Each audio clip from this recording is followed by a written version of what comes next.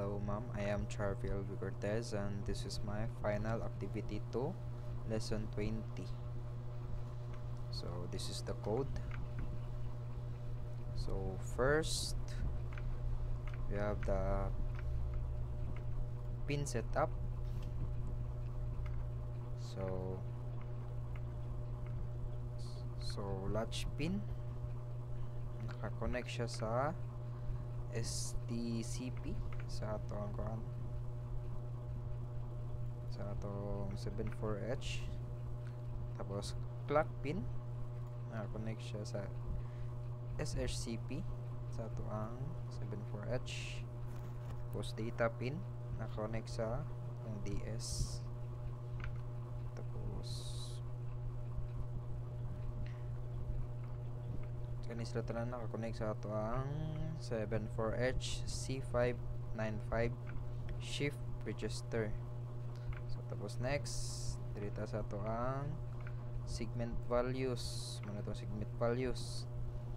So muna siya ang list of values that turns on the right segment of the 7 segment display to show. So numbers 0 to 9, letters A to F.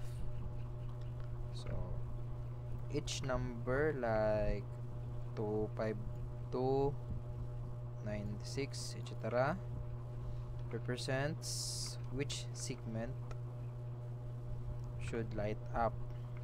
So next, let's move on to void setup. Natay ko rin no, tanan mga pin na to atong giset as output sa void loop.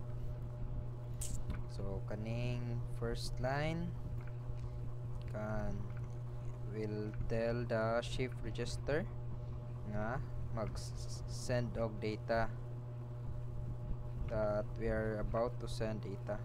Tapos dire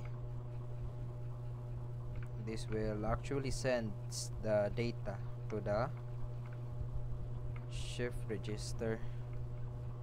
Tapos kani will tell the shift register that you're done sending data. Tapos it's time to display it. Ayon, we have delay 1 second.